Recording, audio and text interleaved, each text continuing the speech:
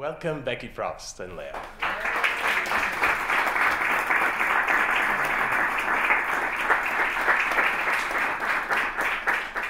And the question is, quo vadis, where are we going to? And if you're interested, I mean, Beki was explaining to me that this article was her starting point, and I've tweeted it just now in case you want to read it later. And the headline is Netflix at Cannes 2019, the movies needed every inch of the big screen. So, Beki, what inspired you about that article? Well, I must tell you that when I read that article, I was very happy because no matter what happened, I'm a movie theater person.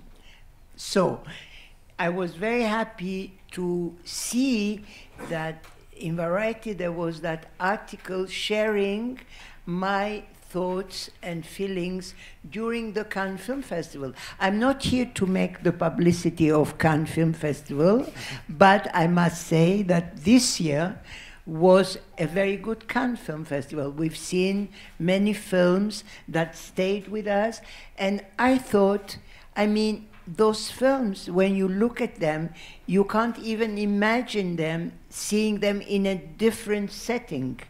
And, you know, being with the people, sharing emotions, sharing a room, all that I said when Hugo called me, and we have been mailing and asked for a suggestion. My first thing was, we are all wondering if this what we love, the movie theater and that kind of experience, are we going to be able to have it also in the future? How is it going? We are asking ourselves questions because we are in a time of big changes. So I said, maybe it will be good that we all together discuss where are we going. Mm-hmm. That's why quo vadis. Yes. And there was one film that the article focused on, which was Terrence Malick, A Hidden Life. Yeah. What were the points about that film that made it such a perfect theatrical film? Well, you know, the film, there are people who are very much for it. There are people who don't like it. There were people around me who fell asleep. And because it's a very long and a very slow film. For myself, I only speak for myself, when you get into that film, for me it was a wonderful trip with every frame of it, you know, everything was perfect.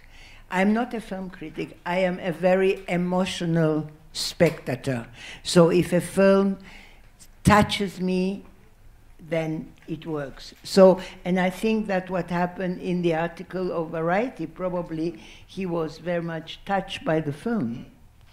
I mean, one thing that he mentions is that watching the film is like going into a cathedral because you just become completely immersed in everything. I mean, is that for you what it should be like when you watch a film? Well, I will not go so far, like going into a cathedral.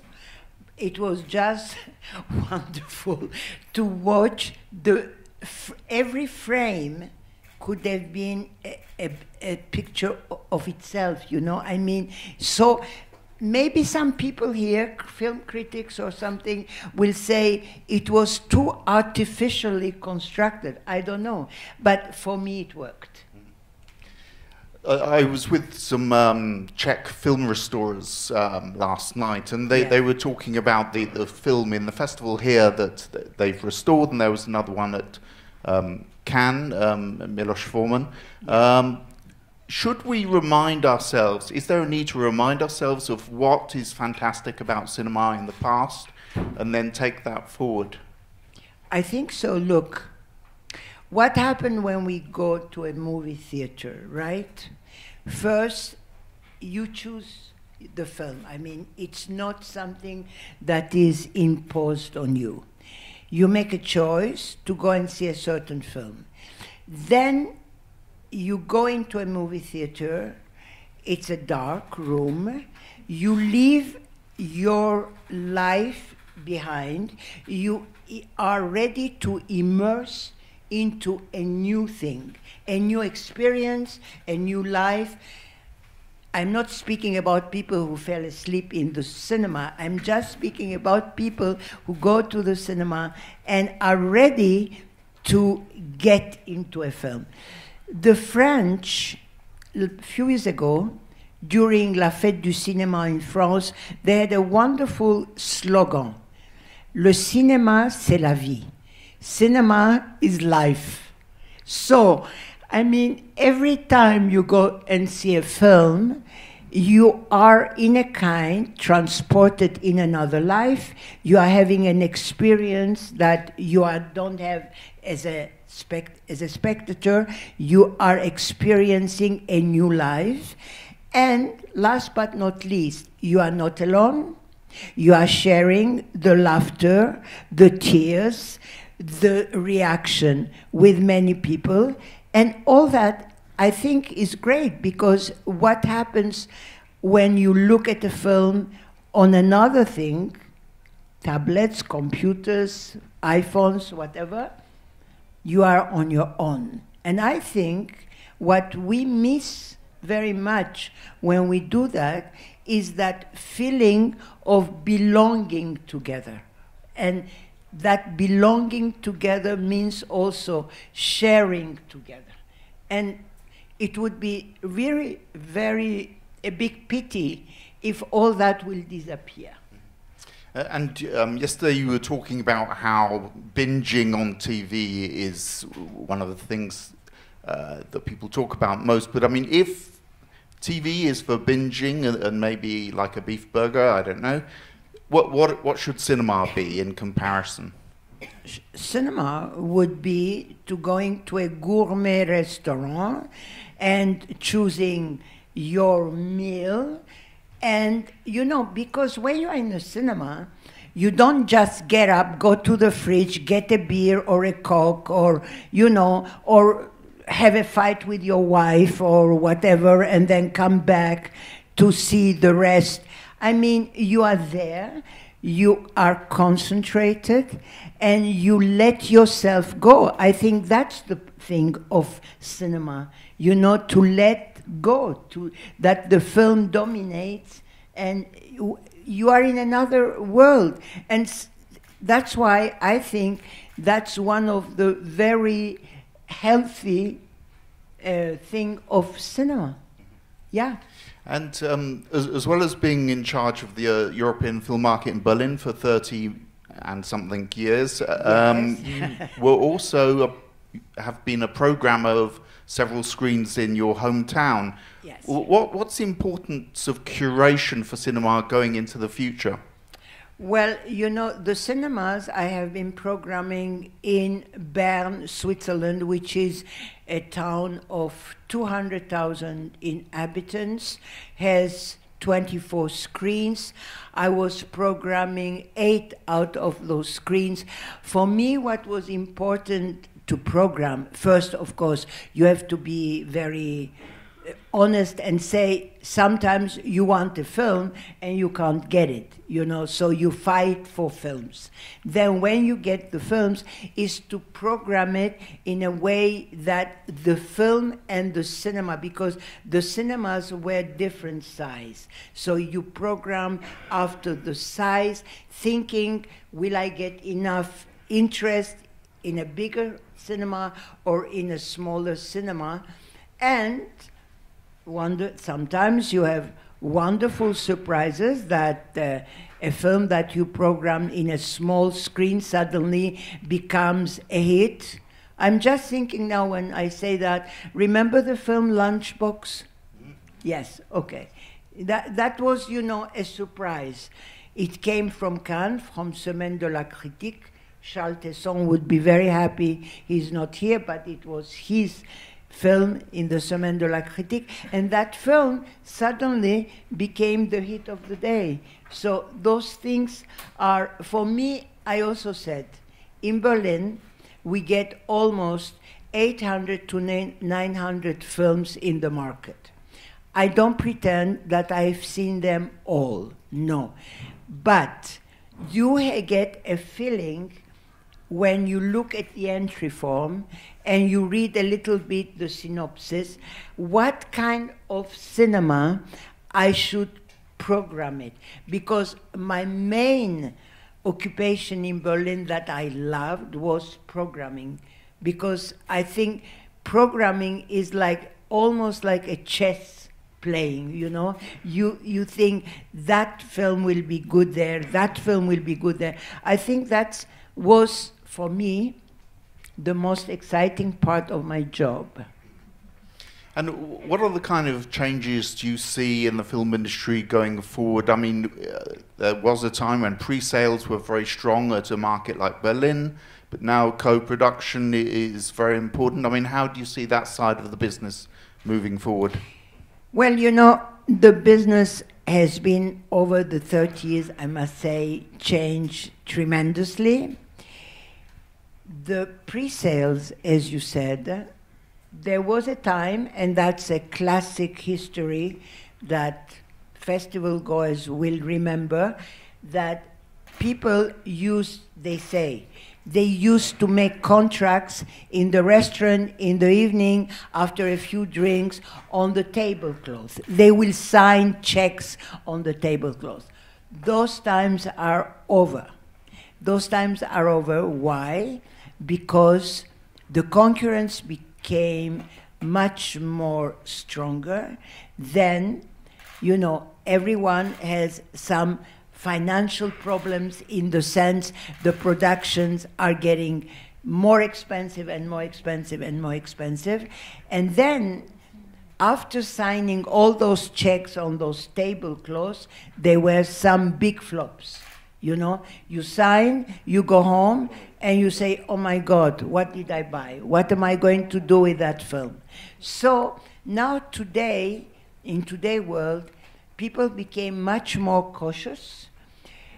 If I think about people coming to Berlin, before they will come, leave their luggage, and then ask Beki, what can we see in Berlin?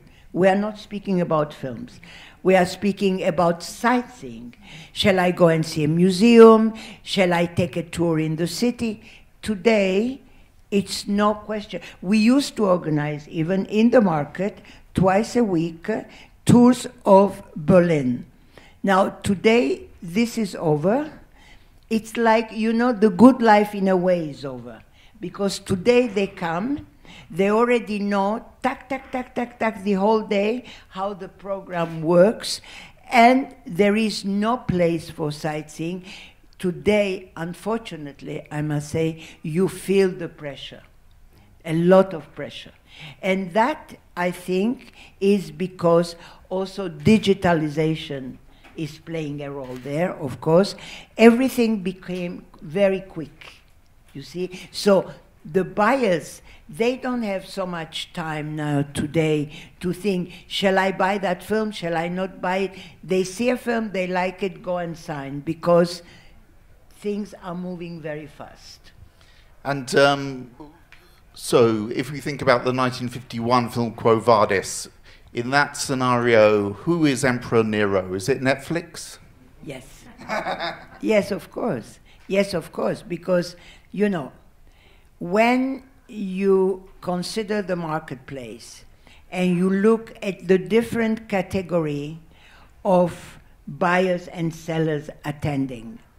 Now, a buyer that will not have the deep pockets like Netflix or Amazon, Orange, you know, name them. There will be more coming probably like this. They can't compete anymore. So they have really to look for ways how to go around to get a certain film. I just give you the example. For people who have been in Cannes or heard about that, there was that film that had a big success in Cannes, and it was sold like, you say in French, small breads, petit pain. It was gone in no time. It's Les Misérables. Les Misérables, if you think, has no non-actors. It's about youth problems in the HLM cities of France, you know, outside Paris, in those ghettos they built. And, I mean, from the first look, you will think, why are people so excited about that film? They were excited because there was the rumor, Netflix is running after that, and immediately, Wild Bunch was selling the film, immediately, non-Netflix, middle-class distributors, they ran and grabbed it. And good for them. I hope the film will be a success for them, because, you know, Netflix is looming over, you know, and today sometimes I wonder if some sales agent, they don't say as a rumor, they spread, oh, Netflix is interested, just to get the interest of the others. I don't know. And for production companies, I mean, what role should TV play in their business? I mean, is it an essential part of being a sustainable production company, or is it a threat that takes all the talent over into TV or into the streaming universe? Is it a threat? I mean, in Berlin you have TV series now. Yeah, we do have, but we think that the TV series is a thing of itself. It should not affect the other side. But, you know, look, for a buyer, it's very interesting, and for a seller, if you can get also the TV rights, you know. But that doesn't mean that he wants to have a film that is only for TV, you know, because that is not what he's looking for, unless you are a TV buyer. You know, the series in Berlin came out because we heard from buyers who were buying for both, that it will be good to have also the possibility to screen some series in Berlin. And as they are there, we are doing that, and it's taking its dimension. I don't know if it's going to stay. You know, with that series business, I don't know if it's a hype, you know, because you hear all the time how many series are done. It reminds me the hype of the 3D in a way. When the 3D came out, we had immediately to look for cinemas that were able to have the 3D. And not every cinema in Berlin at that time had 3D. And I remember that for the market, I had no 3D cinema in Potsdamer Platz, where all the cinemas are, so I had to organize at other cinema on Kurfürstendamm, on the west side, organize a shuttle to take the buyers there, and they were very unhappy because it's a back and forth, and they lose a lot of time. And suddenly, 2-3 years, we've done all that, and suddenly no one speaks anymore about 3D. So I don't know if the series is going to be like this. And I was with Martin Moskovich of Konstantin at AFM, and he said in 10 years' time, the majority of these sales companies will be gone. I mean, is that a risk that these sales companies are not quite sustainable? Well, Martin Moskovich, of course, is pleading for his own. I am pleading the contrary. I think, maybe that's a wishful thinking, I don't know. I think that there will be a saturation. We have too much, you know, I will use that word that I hate, content. Okay? We have too much of that. Too much series, too many films. I think, like, nature will take its toll on all that, and it will diminish. People will get more aware. It's no use to have that mass, you know, and they will think maybe less is more and go to the cinemas. And is there a threat to the public funding for film in Europe? I mean, is there a risk that national funds will start to stop funding independent European films? Well, all depends how those public funding functions. You know, if they are broke, they have no money to give to cinema either. But on the other hand, I always remember that, you know, that saying of a German producer, I don't know his name, but it doesn't matter. You know, we all think that there are too many films made. And the big disadvantage of that mass of films is that you don't leave a film the time to grow, the time to breathe. As soon as the film is starting to move a little bit in a little cinema, you take it away because you have to play another film. So I think now that thinking about that, you know, all that mass, that it will be good, like this German man proposed. I don't know if it's realistic. What about if one year we cut all public funds and see how many films are made? So I don't know. Here there are people that are with public funds. I don't know what they think. If it's realistic, is it pessimistic? I don't know. And obviously a talking point last year was Roma. I mean, should films like Roma, that was Netflix, and The Irishman, which is Netflix as well, Martin Scorsese, should they be in festivals like Venice and Cannes and Berlin? Should they be eligible for the Oscars? I mean, are they cinema? Well, look, I'm sure most of us here, we have seen Roma. I mean, how can you imagine Roma outside of a cinema? It's difficult. I remember seeing Roma in Morelia in a big gala. I was in Morelia in the jury, and in my jury we had a wonderful filmmaker, Patrice Lecomte. And I remember the reaction of Patrice Lecomte after the film. I mean, he was so taken by it. How did he do that? How did he do that? How did he do that? You know, Roma, I think, is a film you can see 2 times, 3 times. There is so much in there.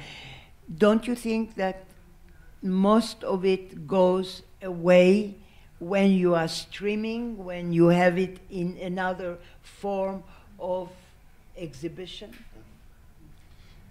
And is there going to come a point where new players like telephone companies start, well, they've already started, that they become a dominant player in a market like Berlin as well?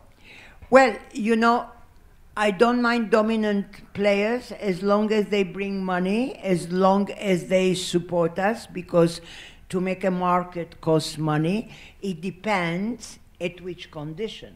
You know, it's not that you are selling your soul to them. You say, okay, you participate, but in a restricted form. Of course they are interested.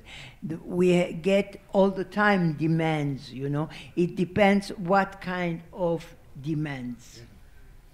And we were also talking about how periods, I mean, for example, 2008, the financial crisis, sales companies, producers have had tough times. Yeah. And, I mean, what's the place for empathy in our business? Should, in the future, empathy also play an important part in sustaining cinema?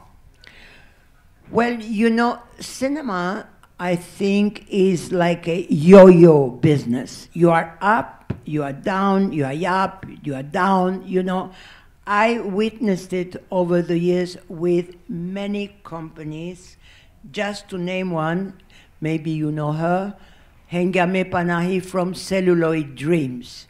Hengame started in the Cine Center with a little table, 1 chair for her, and that was it.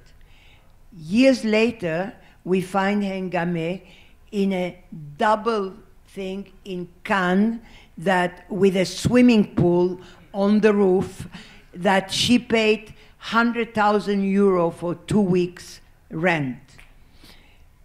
2 years later, we find Hengame in the Rue d'Antibes in a little office with, you know, you had to climb the stairs to find her. So, and that's what I'm giving as an example, because the movie industry is very much changing. And after that crisis, you are right, there was, you know, it was quite a shock in the business.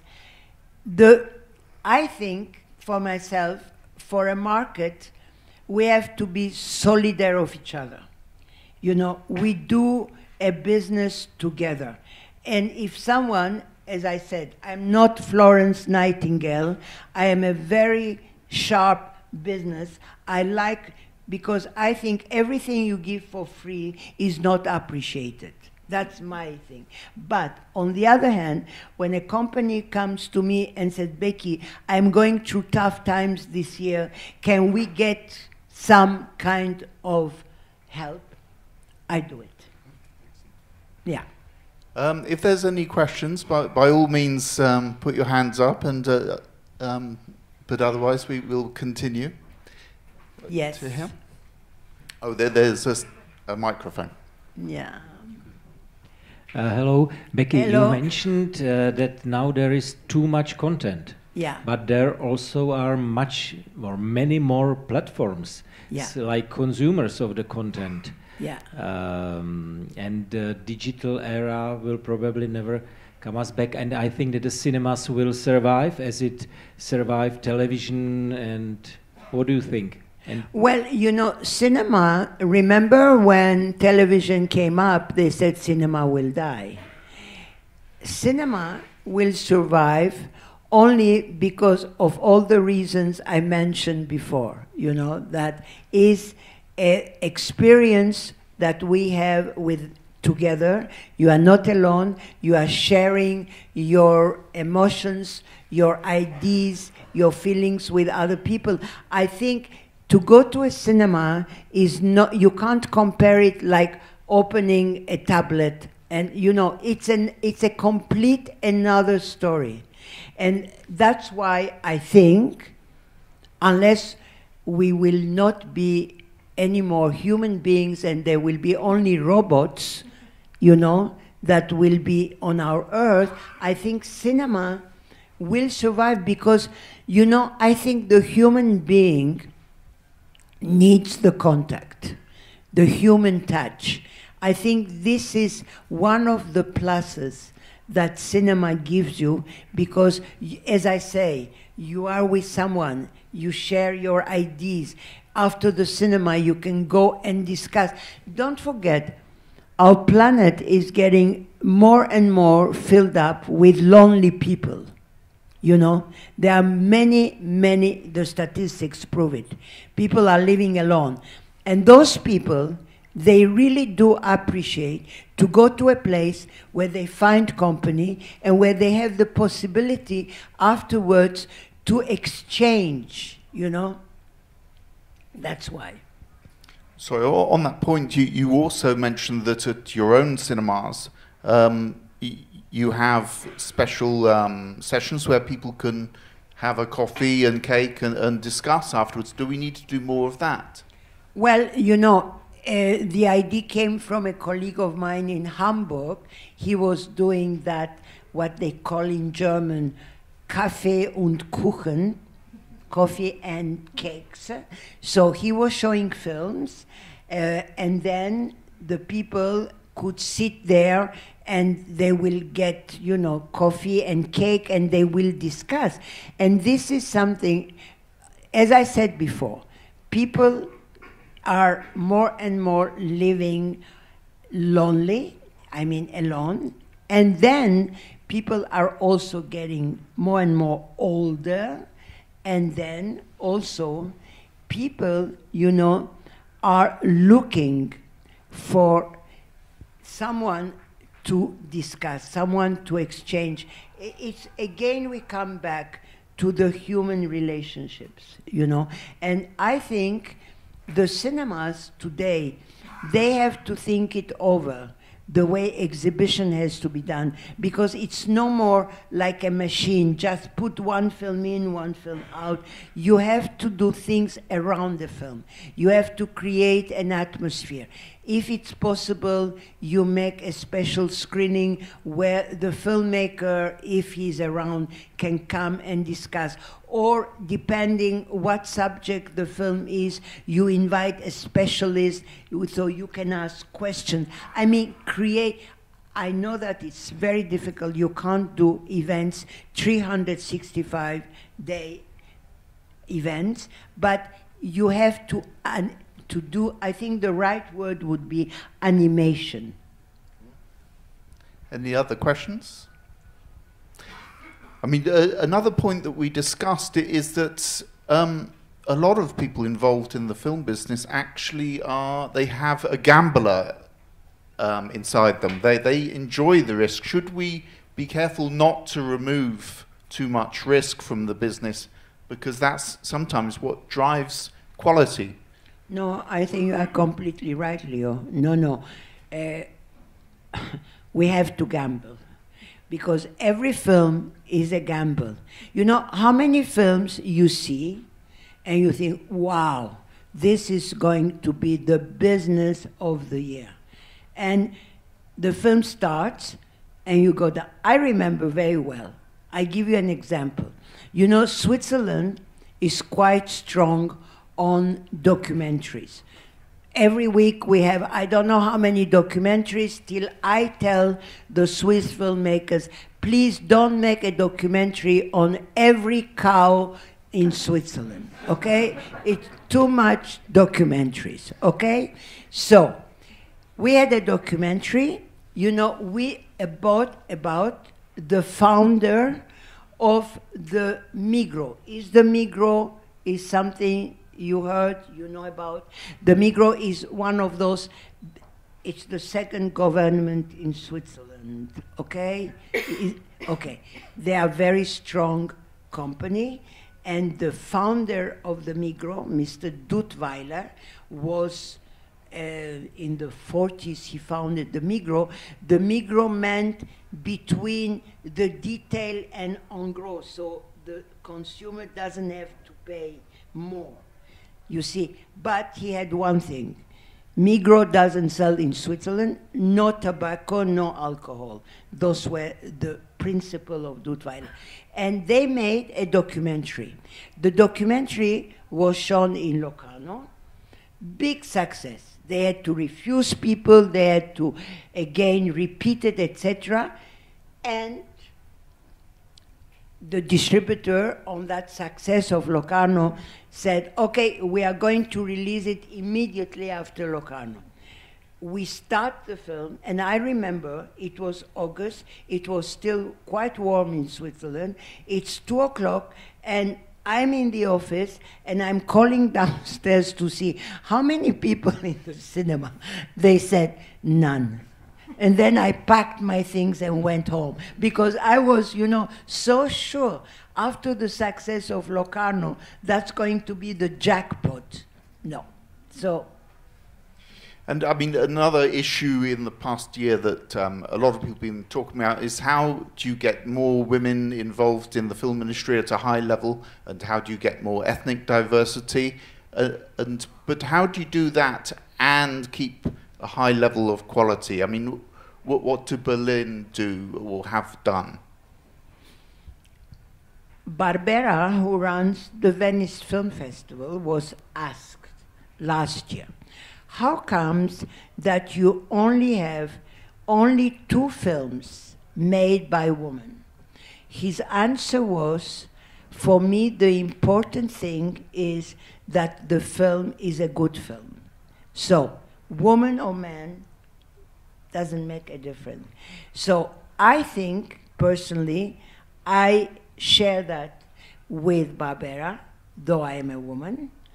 I think we don't have to exaggerate this side. Everything has to be done by women.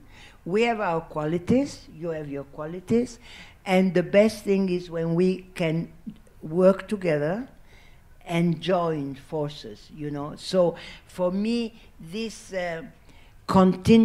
all the time having a contingent. We need to have so many women here and so many. I think it's not good.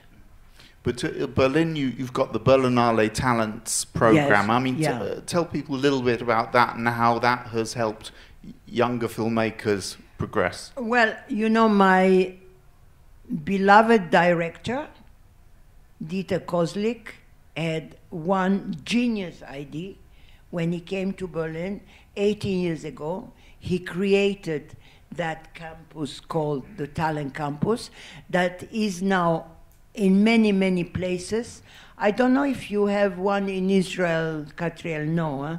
But there is one in Sarajevo, in South Africa, in Brazil, in Japan. So that has been a very, very popular initiative. What is it about? It's about to give young people the chance to come to Berlin. Of course, they go through a questionnaire. Not everyone can apply, but there are certain regulations. They come to Berlin, they are there the whole week, they are taken care of, and on the top of it, the big names that are in the festival, filmmakers, producers, they give master classes to them, and at the end of their stay, they have to present a little film that they done. And I think this is a great initiative because it's like, you know, Leo, it's wonderful when you take care of the coming generation. And this is for me to take care of the coming generations of the film industry. And also, I think it's great when, you know, we do have, for instance, during the week in the market, a lot of classes from different schools, universities that want to have a tour, and not only just a tour and having some prospectus, but they want to talk to people. They want that you explain to them what is a market about, why do you need a market. If you are a young producer or filmmaker, if you are starting, how do you use your venue in a market? What do you have to do? I mean, I think those are very, very efficient initiatives to build the new generation. You know, it's like we have La Lanterne Magique in Switzerland. It's an initiative, the Magic Lantern. It's an initiative to build the spectators of the future in making for the very young children special screenings, you know. And so, I mean, windowing is also a big question at the moment. I mean, should we sustain the theatrical window? Should we protect it? Or should we be flexible enough to allow a streaming release at the same time as a theatrical release? What's your view? This is a tricky question, of course, because, you know, if you are too strict, you do lose spectators. You know, it's the reverse of the medal, as you call it. I think in that case, you have to be flexible. Like Roma was a good example. Okay, they became flexible. Roma was in the cinemas, and after a few weeks of exhibition in the cinema, the film was, you know, also on Netflix. So it left, in a way, the liberty to people. Don't dictate. Leave the freedom to people. They are adults, and to choose, do I want to see that film on a small screen, or do I go to the cinema?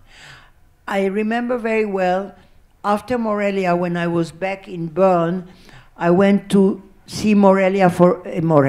I went to see Roma for the second time in the cinema. And then there was someone I know who works in films, and it was a lady, and she said to me, you know, Beki, I watched it on television last week, but I think I have to go and see it in the cinema. Yeah, that's also that reaction. You see, that's why I think we have to be flexible. And is there more to be done to protect the independent art house cinemas? Because I went to the film festival in Zagreb several years ago, and the cinema that's based in, I think it's called the Europa, is now apparently closed. And this has happened in almost every country in Europe. I mean, what do we need to do to protect those cinemas that specialize in art house cinema? Well, those cinemas, I think they should get, I really think they should get subsidies. Why do only distributors get subsidies? I think the cinemas should get also subsidies because, you know, to run a cinema is a costly thing because, I mean, you have employees, you have to pay a rent, you have this, you have that. And in Switzerland, distributors, art house distributors, get a subsidy. And they need the cinema because the subsidy is connected to how many screenings they had in a cinema. So I think they should. Look, for me, the best example to support art house cinema is the French system. The AFCAE in France, Association Française Cinéma Art et Essai, I think they are doing a wonderful job. They have 1,200 cinemas in France. The film Parasite that will be shown here on Friday, Palme d'Or of Cannes, became a huge success in France. I was last week, 2 weeks, 10 days ago in France. I went to see it there in a small art house cinema. And because the whole AFCAE association stood behind the film and they really promoted the film. So this is a very good system. And I think that other countries should have that because they get subsidies, you know. Even with AFCAE days in Cannes, you know that the AFCAE days in Cannes, they start before the festival. You know, they start already the weekend before the festival starts. And Thierry Frémaux came and he gave a big speech. I mean, it's a very important thing. And I think every country should have an association like this. If there's questions, please volunteer. We have time, I think. Yes. Okay. We were also talking about Sony Pictures Classics, yeah. Because, as you were mentioning, there was a period when suddenly every Hollywood major had a specialty division. But what was the situation there, and what made Sony Pictures Classics special, and how did it survive? Well, I'm speaking about 10 years ago, 12 years ago, when every division in the big studios, like they had Paramount Classics, Warner Classics, Sony Classics is still there. They are the only ones left. They are all gone, the classics, because they thought, those studios, oh my God, the art house is doing so well, let's take also a piece of the cake. Okay, that didn't work. Why does Sony Classic works? I know them well because I know them also privately, is because they are very, very stingy. Yeah, they don't spend money. If you are a sales agent, you will have big troubles to handle with them because it takes weeks and months sometimes for them to decide on buying a certain film, unless it's Almodovar. With Almodovar, they can't fool around, so they buy it immediately. But on another film, they are extremely difficult, stingy, and Dylan even said it in the talk here.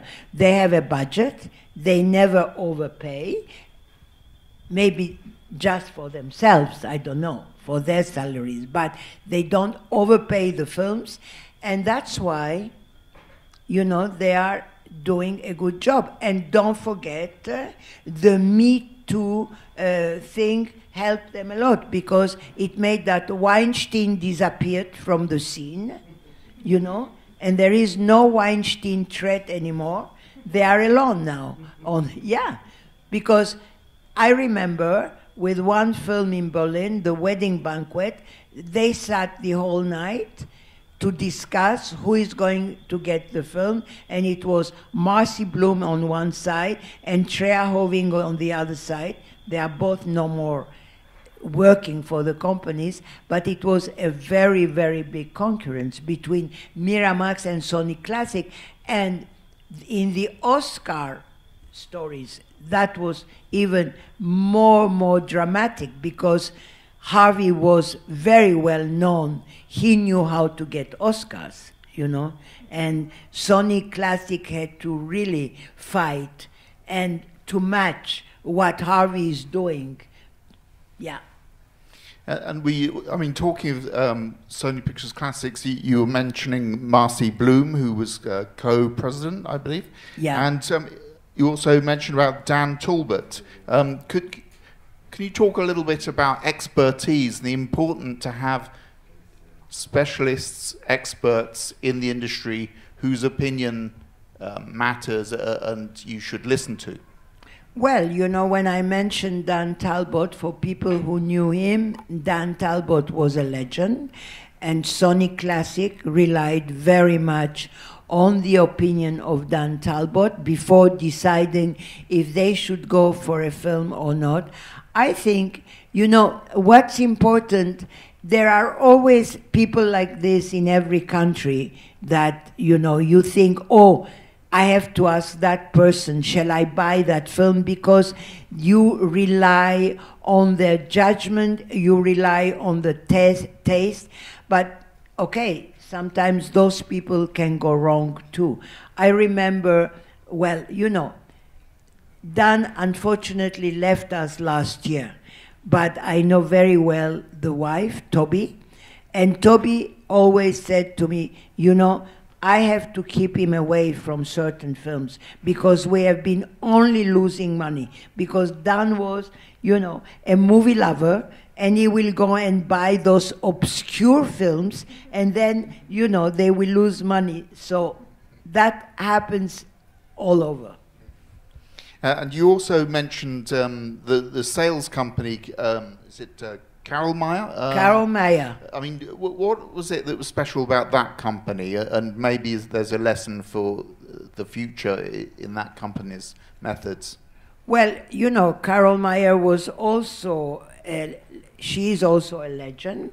I mean, her sales company was actually an association of producers who put the money to build that company, and Carol, with the sales company, was in charge to sell those films, you know, to go to markets, present the films. I don't know, here there are some people who know Carol. I remember, really, and the Me Too thing was not yet in that time. There was a film called, a Dutch film, it's called It's Going to Come Back to Me, and she made something secret. Just give me one moment, it will come. Carol had a great idea. She made a screening in Cannes, Antonia's Line. Okay, Antonia's Line got the Oscar. Okay, but when Carol got the film for nothing from the Dutch film company, she had the idea, okay, for that film, I'm making a screening in Cannes in a cinema that today is closed, the Star, and to that screening, only women are allowed, you know? And that created that buzz, you know, around the film, and it became a real success. So, I mean, look, I think that those stories, you know, they do prove that good films, I think, have always a chance to survive against that tsunami that the series create. So, I mean, to go back to the original question, quo vadis, what are your thoughts? I mean, I know you don't have a crystal ball, but No. Where are we going to? Where we are going, yeah, that's a very good question. I think, Leo, all of us here who are involved with cinema in one form or the other, we are asking our question: how will it be? How will it be in the future? Are we going to have markets? Are we going to have festivals? Are we going to go to see a film, as I said before, in a cinema? Or are we going only be condemned to see it, you know, in streaming and things like this? But look, for the moment, I think, but it will be interesting to ask that question to our audience here, because there are no answers. It's a big question mark, and it's like the elephant in the room. No one knows where we are going. What we are doing now is we are going on, pretending it will go on, but we don't know. So I don't know. Is there anyone here that would have say, okay, it's going to be like this? No? Yeah? Cinema always. Okay.